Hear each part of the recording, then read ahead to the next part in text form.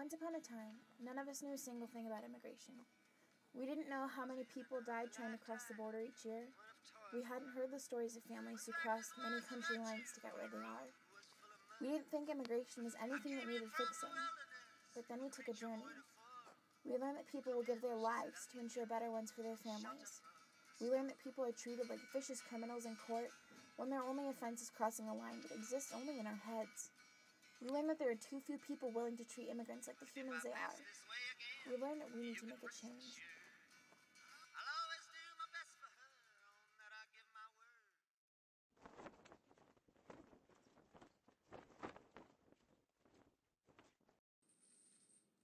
Shackles. They're the first thing you hear when you walk into the courtrooms at the United States Courthouse in Tucson. They're the last sound you hear when you leave. It's the sound of desperation and a desire to belong to a country that wants nothing to do with you. The men and women who are captured trying to cross the border are placed in shackles before entering the courtroom and are tried in sets of 8. Their lawyers have only spoken to them for 30 minutes beforehand in American accent and Spanish and have a very vague idea of their story. Because of this, there is no real defense for these migrants, and they are carted off in groups to be deported or further detained. They never get a fair chance.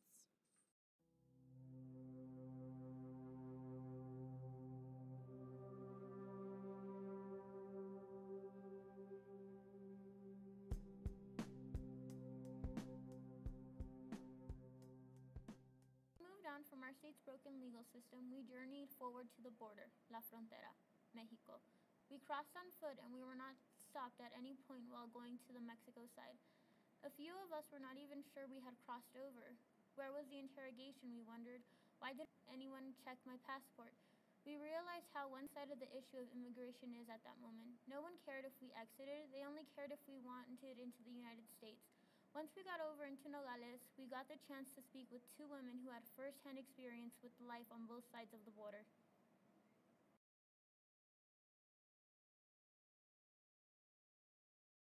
Como les decía, yo soy de Guatemala.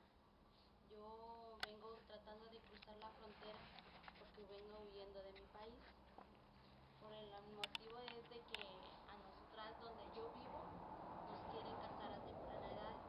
Entonces, por eso yo vine huyendo. No venía sola, yo venía con mi hermana.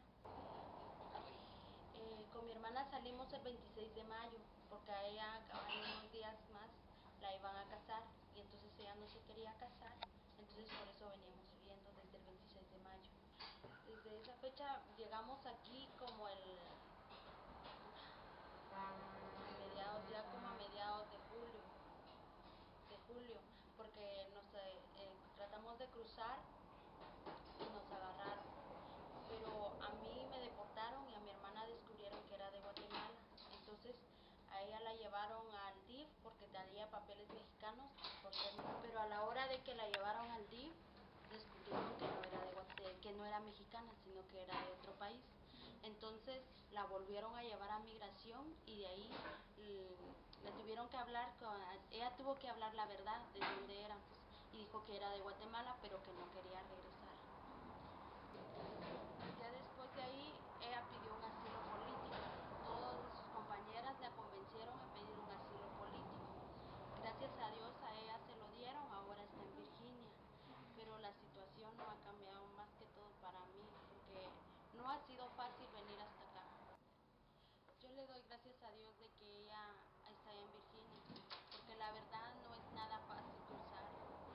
Por ser centroamericana tenemos que cruzar 2 fronteras, que es México y la de Estados Unidos, y no es fácil.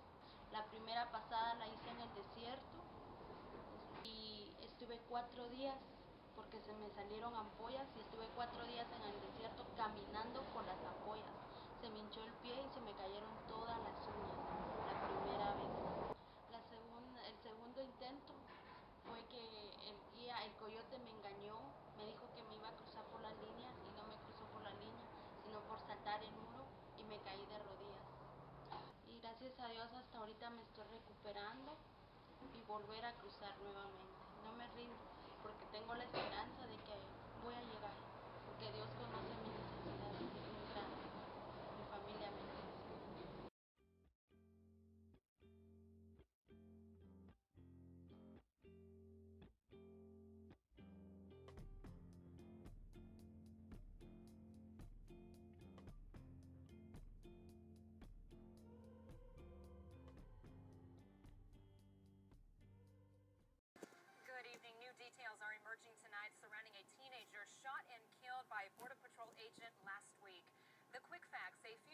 yesterday for 16-year-old Jose Antonio Elena Rodriguez.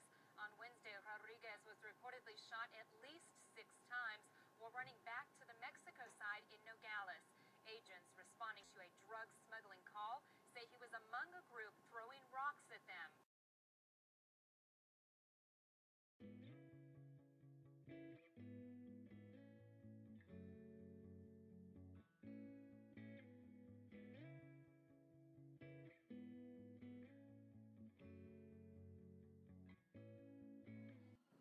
After visiting this sobering sight, we decided to lighten our mood with food and music, but all the while, we never let out of our minds the injustice we still knew of. And with this knowledge in our heads and hearts, we traveled back to the States into a camp in the desert town of Arivaca, Arizona. This sleepy-looking town is the location of an inspiring humanitarian group called No More Deaths. We worked alongside them to provide water, food, and blankets along the known migrant trails through the desert in order to prevent the needless deaths that occur in the desert during border crossing. Along the way, we were told the true stories of the unfortunate migrants who had no choice but to brave the desert. Well, Joseline got injured somewhere on the trail system.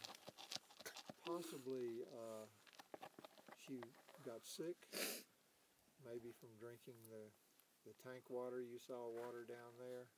If you drink that water, you're going to get sick. Well, Joseline, and I don't know, maybe Margaret had found out, but she either got sick or was injured, and the coyote told her that, well, you just stay right here on the trail, and the Border Patrol will come by and pick you up in a couple of hours.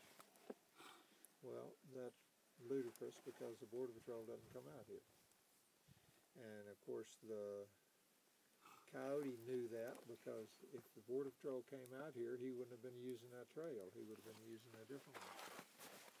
So she was abandoned on the trails, but her brother continued to travel with the coyote because the coyote, of course, wasn't going to get paid except for people who made it all the way. And when her brother he had the mom's phone number, of course, and when he got to a phone, he called mother and told her what had happened, and she called the Salvadorian consulate in LA, and they called the consulate or the Mexican consulate probably in Tucson, and the Tucson consulate got her on with Cat Rodriguez, who is the lead organizer for Derecho Humanos, and Cat came out here and got us to organize a search for Joseline. But we organized the search, and we actually searched for almost 3 weeks before her body was found here. Searching for people lost in the desert is so very difficult. We have a protocol that's 6 pages long on how to do it. But she got off the trails and came down here, probably because it was so cold. It was in February, and it was frozen. Each one of these little holes was a pond that was frozen, so she probably came down here to get out of the weather. Well, that took her off the trails, and so she was out here for 14 days by herself. And so she ended up here, right here. And I'm sure she was frightened. Just how could imagine yourself 14 years old and out here alone, and no food. And the nights in February are quite long, you know. So Dan Millett, he came through with a group of 3 others, and they were carrying water through here, taking a shortcut. But they found her. In fact, they found her exactly there in that pool where you're sitting. Okay, great. And she had taken off her keds, her shoes, and set them down next to her very neatly. When Dan found her, that's what he said. The shoes were sitting there, and she had put her feet into the water because there was water there then. And so the inference for me is that she actually just in despair just gave up. And so she was out here for 2 weeks before she died, and then a week before she was found. She was dead for a week before she was found. Fortunately, the mountain lions didn't find her. We had a mass for her about a month later, 3 weeks later.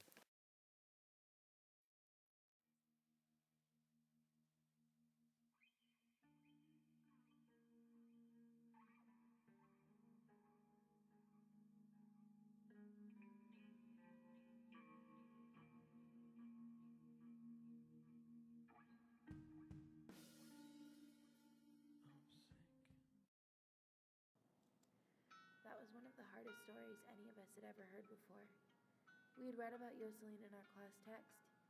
We had talked about the incredible strength it would take to undergo such a journey, and then to die alone. But none of us could really fully understand it until we were there. Until we put our feet in that same hole where she had dipped her feet in the water that one last time. We could not comprehend. This journey was about so much more than seeking out the flaws in the legal system, or becoming enraged by the injustices railed upon our fellow man. This journey was about becoming compassionate towards those who inhabit this earth with us, and realizing that their plight is ours. As long as they are oppressed, the world will never fully be free. As long as children like Jocelyn die in the desert, we will not be free. And as long as women are forced to marry at a young age against their will, the world will not be free. Remember that you can take even the smallest of steps towards creating a different world. Remember that with your own compassion, you can help change someone's life. Remember that you have the power to fix this world up for the better. Remember that it is your responsibility.